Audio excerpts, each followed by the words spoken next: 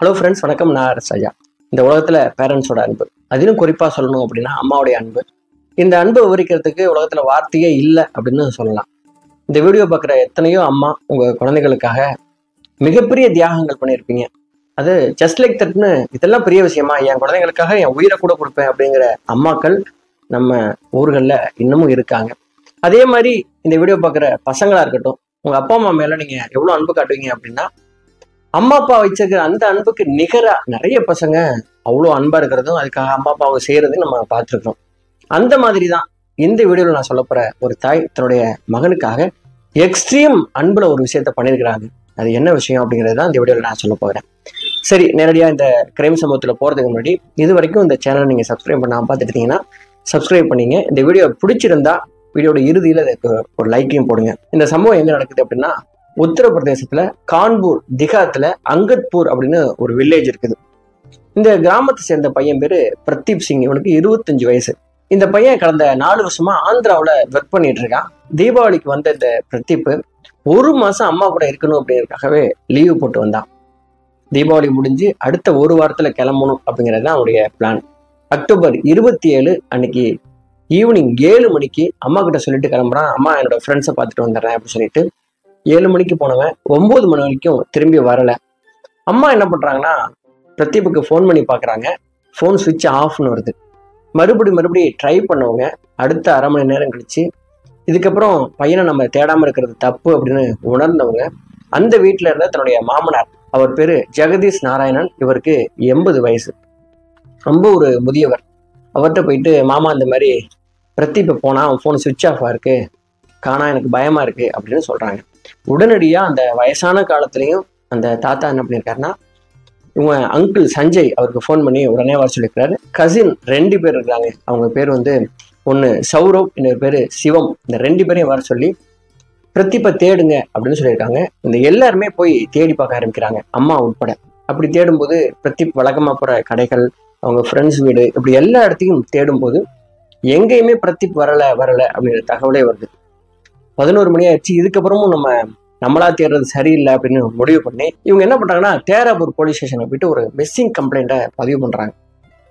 Police அந்த இரவுலேயே தேட ஆரம்பிக்கிறாங்க. இப்படி தேடிட்டு இருக்கும்போது இந்த தேராபூர் போலீஸ் ஸ்டேஷன்லேருந்து 20 கிலோமீட்டர் தூரத்தில் இருக்கிற இன்னொரு போலீஸ் ஸ்டேஷன், அது பேராவூர் போலீஸ் ஸ்டேஷன். இந்த ஸ்டேஷனுக்கு ஒரு தகவல் வருது. ஹைவேல ஒரு இளைஞன் அடிபட்டு செத்து கிடக்கிறான் அப்படின்னு ஒரு பப்ளிக் ஃபோன் பண்ணி சொல்றாங்க. உடனடியா அங்க போய் பாக்குறாங்க. அந்த ஸ்டேஷன்லேருந்து இந்த தேராபூர் போலீஸ் ஸ்டேஷனுக்கு தகவல் வருது. உடனடியாக இவங்க அங்கே போய் பார்க்குறாங்க. அந்த இடத்துல ஒரு 25 வயது மதிக்கத்தக்க ஒரு இளைஞன் கடுமையாக ஆக்சிடென்ட் ஆகி இறந்து கிடக்கிறான். ஏற்கனவே இங்கே ஒரு மிஸ்ஸிங் கம்ப்ளைண்ட் பதிவாயிருந்துச்சு. ஒருவேளை அந்த பையனா இருக்கலாமோ அப்படிங்கிற ரீதியில் ஜெகதீஷ் நாராயணனுக்கு இன்ஃபார்ம் பண்ணால் அவர் தன்னுடைய குடும்பத்தோடு அங்கே வந்து பார்க்குறார். தன்னுடைய பேரை ஹைவேல ரோட்டு ஓரமாக அடிபட்டு அப்படியே உருக்குலைஞ்சி கீழே கிடக்கிறத பார்த்துட்டு அந்த வயதான தாத்தா பேச்சு மூச்சு இல்லாமல் மயங்கி விடுறாரு. அவங்க அம்மாவுக்கு தகவல் சொல்றாங்க. அம்மாவை அடிச்சுக்கிட்டு அழறாங்க. அடுத்த 1 மணி நேரத்துல பிரதீப் சிங் இறந்து போன தகவல் கேட்டு அந்த கிராமமே அங்க திரண்டு நின்று எல்லாருமே அழறாங்க. எதுக்காக கிராமமே இவ்வளவு ஃபீல் பண்றாங்க அப்படின்னா, இந்த பிரதீப் சிங் அவ்வளோ தங்கமான ஒரு பையன். 18 வயசுல அவங்க அப்பா இறந்த நாள்ல எல்லாருமே அவங்க அப்பாவை பார்த்து அழுதுட்டு இருக்கும்போது இந்த பையன் மட்டும் தன்னுடைய அம்மாவை பார்த்து அழுதுட்டு இருந்திருக்கான். அவங்க அம்மா கிட்ட போயிட்டு, அம்மா அழாதீங்கம்மா, நான் இருக்கேம்மா, உங்களுக்கு நீங்க அழாதீங்க அப்படின்னு சொல்லி தேத்திட்டு இருந்திருக்கான். அதுக்கப்புறம் அம்மாவுக்காகவே கடுமையா படிச்சு 21 வயசுல நல்ல வேலை வாங்கி ஆந்திராவில் வேலை பார்த்தவன். அடிக்கடி, அதாவது 2 மாசத்துக்கு ஒரு திருப்ப அம்மாவை போய் பார்ப்பான். அம்மாவுக்கு சின்ன உடம்புக்கு முடியல அப்படின்னா கூட பதறி போயிடுவான். வழக்கமா பேரண்ட்ஸ் தானே பசங்களுக்கு ட்ரெஸ் எடுத்து கொடுப்பாங்க. ஆனா அந்த சின்ன வயசுலயே இவன் எப்பெல்லாம் ஊருக்கு வரானோ அப்பெல்லாம் அவங்க அம்மாவுக்கு ட்ரெஸ் எடுத்துட்டு வருவான். அம்மா இதுக்கப்புறம் பஸ்ல போகக்கூடாது அப்படிங்கிறதுக்காக பக்கத்து ஊர்ல ஒரு காரை சொல்லி, நீங்க ஃபோன் பண்ணா போதும், அந்த கார் உங்களை பிக்கப் பண்ணிக்கணும், நீங்க எங்க வேணாலும் போயிட்டு வாங்க அப்படின்னு சொல்லிட்டு வயசுக்கு மீறி அவ்வளோ அன்பா அவங்க அம்மாவை கவனிக்க ஆரம்பிச்சான். இப்படிப்பட்ட பையன் நமக்கு பிறக்கலையே அப்படின்னு சொல்லிட்டு இந்த கிராமத்துல இருக்கிற அத்தனை பேரும் பொறாமப்பட்டிருக்காங்கன்னே சொல்லணும். அந்த பையன் இன்னைக்கு இப்படி அகாலமா இறந்து போயிட்டான் அப்படிங்கிறது அந்த ஊருக்கு மிகப்பெரிய சோகம். அந்த சோகத்தோட அந்த பாடியை எடுத்துட்டு போயிட்டு அடக்கம் பண்ணலாம் அப்படின்னு இறுதி சடங்கு வேலையை ஆரம்பிக்கிறாங்க. அப்படி வேலை பார்த்துட்டு இருக்கும் போதுதான் அவங்க அம்மா மம்தா சிங்குக்கு ஒரு ஞாபகம் வருது. என்ன ஞாபகம் அப்படின்னா, அவங்க பையன் பேர்ல 4 பாலிசி இன்சூரன்ஸ் அவங்க கட்டியிருக்கிறாங்க. அது ஏறக்குறைய 1 கோடி ரூபாய் மதிப்பு உள்ளது. அந்த பாலிசியை நம்ம இந்த நேரத்துல தானே கிளைம் பண்ண முடியும். பையன் இறந்துட்டான், அதுக்கு டெத் சர்டிபிகேட் வேணும், அதுவும் ஆக்சிடென்ட்ல இறந்திருக்கான் அப்படின்னு நம்ம கிளைம் பண்ணாதான் அது கிடைக்கும் அப்படிங்கிற ஞாபகம் வந்து இந்த விஷயத்த அவங்க மாமனார்ட்ட சொல்றாங்க. அதுக்கு உண்டான ப்ராசஸிங்ல இருக்கும் பொழுது போலீஸ் ஸ்டேஷனுக்கு இந்த ஜெகதீஷ் நாராயணன் வர்றாரு. அவர் வந்து சொல்றாரு, என்னுடைய பேரனுடைய இறப்புல எனக்கு சந்தேகம் இருக்குங்க அப்படின்னு. அங்க இருக்கிற இன்ஸ்பெக்டர் வந்து யார் மேல நீங்க சந்தேகப்படுறீங்க அப்படின்னு கேட்கும் பொழுது, என்னுடைய மருமகள் மேல, அதாவது பிரதீப்புடைய அம்மா மம்தா மேலதான் எனக்கு சந்தேகம் அப்படின்னு சொன்னோடனே அதிர்ச்சியில உறைஞ்சு போறாரு இன்ஸ்பெக்டர். ஏன்னா அவங்க புருஷனையும் இழந்து ஒரே பையனையும் இழந்து ஆதரவு இல்லாம அவ்வளவு அடிச்சுக்கிட்டு அழுதுட்டு இருக்காங்க. அவங்க மேல ஆதாரம் இல்லாம நீங்க எப்படி குற்றச்சாட்டு வைக்கிறீங்க அப்படின்னு இன்ஸ்பெக்டர் கேட்கும் போதுதான் அவர் நமக்கு தெரியாத அவருடைய வாழ்க்கை பக்கங்களை புரட்ட ஆரம்பிக்கிறார். அவர் சொன்ன விஷயம் என்ன அப்படின்னா, உத்தரப்பிரதேசம் கான்பூர் தீகாத்துல அங்கத்பூர் வில்லேஜை சேர்ந்தவங்க இந்த மம்தா சிங், இவருடைய கணவர் பேரு நரேஷ். இவங்க 2 பேரும் ஒருத்தருக்கு ஒருத்தர் அவ்வளோ அந்யோன்யமா இருந்தாங்க. இவங்களுக்கு ஒரே மகன், அவன் பேர் தான் பிரதீப். இவங்க குடும்பம் நல்லா தான் போயிட்டு இருந்தது, ஜாயின்ட் ஃபேமிலியா இருந்தாங்க. அப்படி இருக்கும்போது கடந்த 7 வருஷத்துக்கு முன்னாடி வயலுக்கு வேலைக்கு போன உடைய கணவருக்கு பாம்பு கடிச்சு இவர் இறந்து போறார். இறந்து போன அன்னைக்கு தான் பிரதீப் தன்னுடைய அம்மா இது வரைக்கும் அழுது அவன் பார்த்ததே இல்லை. அவருடைய அப்பா இறந்து போனா அவங்க கதறி கதறி அலறதும் அம்மா ஆதரவு இல்லாம நிக்கிறதையும் பார்த்துட்டு தான் அன்னைக்கு ஒரு சபதம் எடுத்தான். இந்த அம்மாவோடைய கண்ணில இருந்து இனிமே கண்ணீரே வரக்கூடாது, தான் இனிமே அம்மாவை பார்த்துக்க வேண்டிய பொறுப்புல இருக்கேன் அப்படின்னு சொல்லிட்டு அன்னையில இருந்து அவனுடைய படிப்புல மிகப்பெரிய மாற்றம் ஏற்பட்டுச்சு. கஷ்டப்பட்டு படிச்சான், வேலை வாங்கிட்டு தான் ஆந்திராவில் போயிட்டு அவன் வேலை பார்க்க ஆரம்பிச்சான். அப்படி வேலை பார்த்துட்டு இருக்கும்போது உங்க அம்மாவுக்கு சாதாரணமா சளி பிடிச்சாவே லீவு போட்டு ஊருக்கு வந்துடுவான், ஹாஸ்பிட்டலுக்கு அழைச்சிட்டு போவான். கூட இருந்து அம்மாவுக்கு சரியானதுக்கு அப்புறம் தான் மறுபடியும் வேலைக்கு போவான். இப்படி ஒவ்வொரு விஷயத்தையும் பார்த்து பார்த்து அவன் செஞ்சுட்டு இருந்தான். ஆனாலும் கூட அவங்க அம்மாவுக்கு தன்னுடைய கணவனுடைய இறப்பை தாங்க முடியாம எப்பொழுதும் அழுதுகிட்டே இருந்தாங்க. அம்மாவை எப்படி சமாதானப்படுத்துறதுன்னு தெரியாம இந்த பிரதீப் ஒரு முடிவு பண்ணான். அவங்க தாத்தா கிட்ட போயிட்டு குடும்பத்து பேர்ல இருக்கிற எல்லா சொத்தையும் அம்மா பேர்ல எழுதி வைங்க அப்படின்னு சண்டை போட்டான். அவங்க தாத்தா என்ன சொல்லிக்கிறாருன்னா, உன் பேர்ல எழுதி வைக்கிறப்பா, எதுக்குப்பா உங்க அம்மா பேர்ல எழுதி வைக்கணும் அப்படின்னு சொல்லும் போது, இல்ல எங்க அம்மா பேர்ல எழுதி வைங்க, அவங்க ஒரு இன்செக்யூரா ஃபீல் பண்றாங்க அப்படின்னு சொல்லி சண்டை போட்டு இருந்த எல்லா நிலங்களையும் வீட்டையும் தன்னுடைய அம்மா பேருக்கே அவன் எழுதி வச்சான். அதுக்கப்புறம் மெல்ல மெல்லமா அம்மாவை சமாதானப்படுத்தி நான் இருக்கமா அவங்கள பாத்துக்கிறேன் அப்படின்னு சொல்லிட்டு ஆந்திராவுக்கு வந்தவன். அதுக்கப்புறம் அவங்க அம்மா எங்க போனாலும் பஸ்ல போறாங்க அப்படின்னு கேள்விப்பட்டு, இதுக்கப்புறம் நீங்க பஸ்ல எல்லாம் போக வேணாமா அப்படின்னு சொல்லிட்டு பக்கத்து ஊர்ல இருந்த மாயங் அப்படின்னு சொல்லிட்டு 30 வயசு ஒரு பையன், அவனுக்கு ஃபோன் பண்ணி சொல்றான், எங்க அம்மா எங்க போறதா இருந்தாலும் நீங்களே கூட்டிட்டு போயிட்டு வாங்க ப்ரோ, நான் உங்களுக்கு எவ்வளவு பணமோ போட்டு விட்டுறேன் அப்படின்னு சொல்லிட்டு அதுக்கப்புறம் அந்த காரையும் கனெக்ட் பண்ணி விட்டுருக்கான். அவங்க அம்மா மம்தா சிங்க்கு 47 வயசு. அவங்க என்ன பண்றாங்கன்னா, இந்த மாயாங்கு கூட சேர்ந்து வெளியில எல்லாம் சுத்த ஆரம்பிச்சிட்டாங்க அப்படின்னு சொல்லப்படுது. அப்படி சுத்தின இந்த தகவல் கிராமம் முழுவதும் பரவுது. இது அவங்க மாமனார் ஜெகதீஷ்க்கு தெரிய வந்து ஜெகதீஷ் வந்து பிரதீப்புக்கு ஃபோன் பண்ணி சொல்றாரு. இந்த பிரதீப் என்ன பண்றான், நேரடியா வீட்டுக்கு கிளம்பி வந்து அவங்க தாத்தா கிட்ட கடுமையா சண்டை போடுறான்.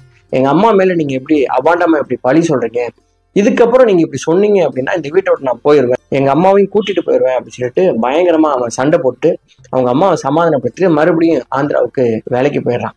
இந்த 47 வயசு மம்தாவும் 30 வயசு மாயங்கும் சேர்ந்து வெளியில சுத்திக்கிட்டே இருந்திருக்காங்க. அவங்க உறவு ஒரு தவறான பாலியல் உறவுக்குள்ள போயிருச்சு. இது எதுவுமே தெரியாம பிரதீப் வந்து அவன் சம்பாதிக்கிற எல்லா பணத்தையும் அவங்க அம்மாவுக்கு அனுப்பிட்டே இருந்திருக்கான். ஒரு நாள் அவன் ஊருக்கு வரும்போது தன்னுடைய அம்மாவுடைய போன் எடுத்து நைட்டு கேஷுவலா பார்த்துருக்கான். அதுல வாட்ஸ்அப் சேட்டிங்ல ஒரு பையன் பார்க்க கூடாத போட்டோக்களையும் வீடியோக்களையும் வாட்ஸ்அப் மெசேஜ்களையும் பார்த்துட்டு அரண்டு போயிருக்கான். தன்னுடைய அம்மாவுக்கும் மாயங்குக்கும் தவறான தொடர்பு இருக்கு அப்படிங்கிறத பார்த்தவன் அடுத்த நாள் அவங்க அம்மா கிட்ட சண்டை போட்டிருக்கான். இதை விட்டுருங்கம்மா அப்படின்னு சொன்னவன் அதுக்கு மேல சொன்னதுதான் அன்போட உச்சம் அப்படின்னு சொல்லணும். அதாவது என்ன சொல்லியிருக்கான் அவங்க அம்மா கிட்ட அப்படின்னா, அம்மா உங்களுக்கு கல்யாணம் பண்ணிக்கணும் அப்படின்னா நானே உங்களுக்கு நல்ல மாப்பிள்ளைய பார்த்து கல்யாணம் பண்ணிக்கிறேம்மா, அந்த பையன் வந்து ரொம்ப சின்ன பையன், என்னோட வயசுதான் இருக்கும் அந்த பையனுக்கு, அவன் கூட நீங்க இப்படி சுத்துறது வந்து தப்பா இருக்குமா, எல்லாருமே உங்களை தப்பா பேசுறாங்கம்மா, இதை விட்டுருங்கம்மா அப்படின்னு சொல்லிட்டு அவங்க அம்மா கிட்ட அன்பா சொல்லியிருக்கான். அவங்க அம்மா வந்து நான் வந்து தப்பு பண்ணிட்டேன், நான் இதுக்கப்புறம் அதை விட்டுறேன், என்னை மன்னிச்சிரு அப்படின்னு அவங்களும் மன்னிப்பு கேட்டிருக்காங்க. தான் அம்மா திருந்திட்டா அப்படின்னு ஆந்திராவில் வேலை பார்த்துட்டு இருந்தான் பிரதீப். ஆனா எனக்கு தான் தெரியும் என் மருமகளும் மாயாவுக்கும் பிரியல, அவங்க இன்னும் வெளியில சுத்திட்டு தான் இருக்காங்க. ஆனா இந்த விஷயத்த பேரங்கிட்ட சொன்னா அவன் வருத்தப்படுவானே அப்படின்னு சொல்லிட்டு அவங்க கிட்ட மறைச்சிட்டேன் அப்படின்னு சொல்லணும். இந்த சூழல்ல தான் தீபாவளிக்கு லீவு போட்டு பிரதீப் வந்திருந்தான். வந்தவன் அவனுடைய வீட்டு பீரோ ஓபன் பண்ணியிருக்கான். அங்க ஒரு புது ட்ரெஸ் பேண்ட் ஷர்ட் எடுத்து அவங்க அம்மா வச்சிருந்திருக்காங்க. இந்த பிரதீப் என்ன நினைச்சிட்டான் அப்படின்னா, அம்மா வந்து தனக்கு தான் ட்ரெஸ் எடுத்து வச்சிருக்காங்க, சர்ப்ரைஸா தீபாவளி அன்னைக்கு கொடுக்க போறாங்க அப்படின்னு சொல்லிட்டு அம்மா கிட்ட அதை கேட்காம வெயிட் பண்ணிட்டே இருந்திருக்கான். ஆனா தீபாவளி அன்னைக்கு அவங்க அம்மா அந்த ட்ரெஸ்ஸை இவனுக்கு கொடுக்கவே இல்லை. ஏன் ட்ரெஸ் எடுத்து வச்சிருந்தாங்க நமக்கு கொடுக்கல அப்படின்னு பார்த்தான். ஆனா எடுத்து வச்சிருந்த அந்த ட்ரெஸ்ஸை மாயனுக்கு தீபாவளி அன்னைக்கு போட்டிருக்கிறத பிரதீப்பை பார்த்துட்டு மனசு சுக்குநூறா உடைஞ்சு போயிருக்கான். இந்த விஷயத்த அவங்க தாத்தா கிட்ட சொல்லிட்டு போய் அழுதுருக்கான். அம்மா வந்து நான் கொடுத்த பணத்துல எனக்கு ட்ரெஸ் எடுக்காம அந்த மாயனுக்கு ட்ரெஸ் எடுத்து வச்சிருக்காங்க தாத்தா, நான் என்ன தாத்தா தப்பு பண்ணேன் அப்படின்னு சொல்லி அவன் அழுதுருக்கான். இந்த விஷயத்த அவங்க அம்மா கிட்டையும் போய் சொல்லி சண்டை போட்டிருக்கான். இதுக்கப்புறமும் இந்த பையன் கூட நீங்க தொடர்பு வச்சிருந்தீங்கன்னா மாயனுக்கு மேல நான் போய் போலீஸ் ஸ்டேஷன்ல கம்ப்ளைண்ட் கொடுத்துருவேன் அப்படின்னு சண்டை போட்டான் இந்த பிரதீப். இந்த சூழல்ல தான் 27 அன்னைக்கு நைட்டு வெளியில போனவன் அடிபட்டு செத்து போயிட்டான் அப்படிங்கிறது எனக்கு மிகப்பெரிய சந்தேகத்தை ஏற்படுத்துது. இதை விசாரிங்கய்யா அப்படின்னு சொல்லிட்டு 80 வயசு முதியவர் போலீஸ் ஸ்டேஷன்ல கடந்து உருண்டு அழுதுருக்கிறார். இந்த கேஸை எடுத்துக்கிட்ட இன்ஸ்பெக்டர் அந்த டிரைவர் மாய அங்க கூப்பிட்டு விசாரிக்கிறார். ஆரம்பத்துல எனக்கு எதுவுமே தெரியாது, நான் சாதாரண டிரைவர் தான், அவங்க அம்மா கூப்பிடும் போதெல்லாம் வெளியில அழைச்சிட்டு போவேன் அப்படின்னு சொன்னவன் போலீஸ் கொடுத்த ஒரு கடுமையான ட்ரீட்மெண்ட்ல உண்மையை ஒன்னொன்னா சொல்ல ஆரம்பிச்சான். அவன் என்ன சொன்னான் அப்படின்னா, தன்னுடைய அம்மா பஸ்ல போக வேணாம் அப்படிங்கிறதுக்காக பக்கத்து ஊரை சேர்ந்த இந்த மாயன்கிட்ட பையன் பிரதீப் ஃபோன் பண்ணி சொன்னான்ல, அவங்க அம்மா ஹாஸ்பிட்டல் போனாலோ இல்ல பர்ச்சேசிங் போனாலோ கார்ல அழைச்சிட்டு போயிருக்காங்க. இப்படி அடிக்கடி தனிமையில போகும்போது இந்த 47 வயசான அவங்க அம்மாவுக்கு இந்த மாயனுக்கு மேல ஒரு விருப்பம் வந்திருக்குது. அவங்க மூவ் பண்ணியிருக்காங்க. இதை உணர்ந்த மாயன் அவனும் கம்பெனி கொடுத்துருக்கான். ஒரு கட்டத்துல இவங்க 2 பேருக்குள்ளேயும் ஒரு தவறான ரிலேஷன்ஷிப் உருவாகிருச்சு. இந்த ரிலேஷன்ஷிப்புடைய அடுத்த கட்டமா இவங்க பக்கத்துல இருக்கிற சிட்டில போயிட்டு லாட்ஜில ரூம் எடுத்து தங்க ஆரம்பிச்சாங்க. ஆரம்பத்துல வெளியில யாருக்குமே தெரியல அப்படிங்கிறதுனால ரொம்ப துணிச்சலா இவங்க வெளியில சுத்த ஆரம்பிச்சாங்க. அப்படி சுத்தினதுதான் கிராமத்து ஆட்கள் பார்த்துட்டு அவங்க மாமனார்ட்ட வந்து தகவல் சொல்லி அதுக்கப்புறம் பையனுக்கு தகவல் போனுச்சு. இந்த தகவல் ஊரு ஃபுல்லா நாரி போய் கிடக்குது. இது அவங்க பையன் பிரதீப்புக்கு மிகப்பெரிய மன உளைச்சலை ஏற்படுத்தி தான் பையன் வந்து அம்மாவை கண்டிக்க ஆரம்பிச்சிருக்கான். கடந்த 2 வருஷமாவே இந்த விஷயம் போயிட்டே இருந்திருக்குது.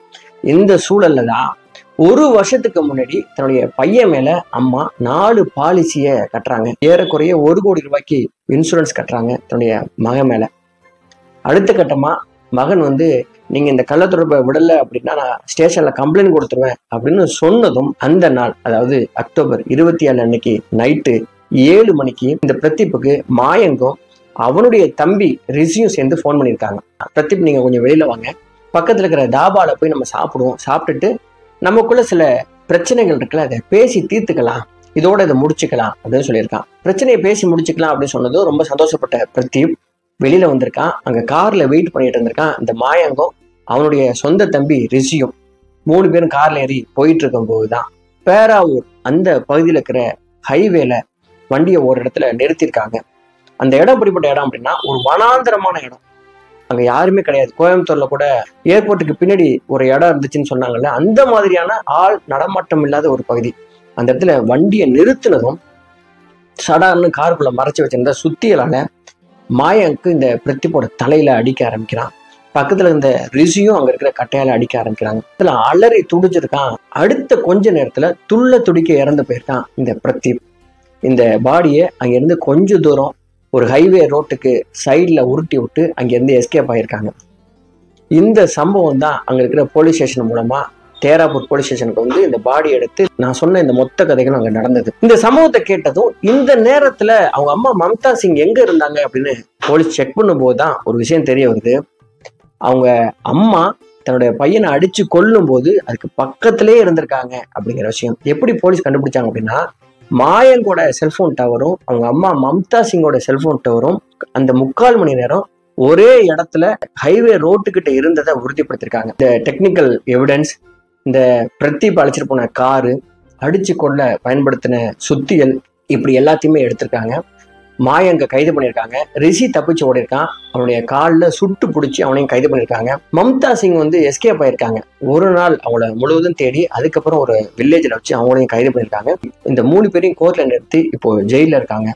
இந்த கேஸ் நடந்துட்டு இருக்கு. இதுல போலீஸ் சொன்ன விஷயம் என்ன அப்படின்னா, பிரதீப்போடைய இந்த மரணம் இருக்குல்ல, அது எதேச்சியா இப்ப பிளான் பண்ணது இல்லையா. 1 வருஷத்துக்கு முன்னாடியே தன்னுடைய மகன் மீது 1 கோடி ரூபாய்க்கு பாலிசி போட்டு தன் பையனை கொன்னுட்டு அந்த காசை எடுத்துக்கணும். ஆல்ரெடி சொத்தெல்லாம் தன் பேர்ல எழுதியாச்சு.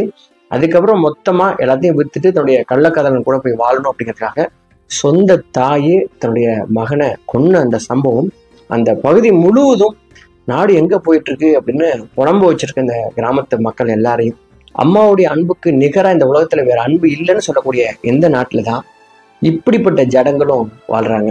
அதுக்காக இந்த அறைக்கு கூட உலகத்துல இருக்கிற எல்லா அம்மாவையும் நான் கம்பேர் பண்ண போறது இல்லை.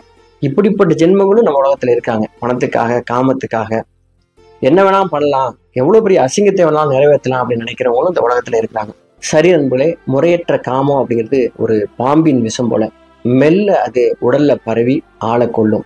மிகப்பெரிய அழிவுல, அசிங்கத்துல, தற்கொலையில, இல்ல மரணத்துல, இல்லைன்னா ஜெயில கொண்டு போய் விடும் அப்படிங்கிறது தான் உண்மை. சரி, இது என்னுடைய கருத்து. இது சம்பந்தமான உங்க கருத்துக்களை பதிவு பண்ணுங்க. மறக்காம இந்த சேனல் நீங்க சப்ஸ்கிரைப் பண்ணீங்க. நான் உங்கள் ஆர் சஜா. நன்றி, வணக்கம்.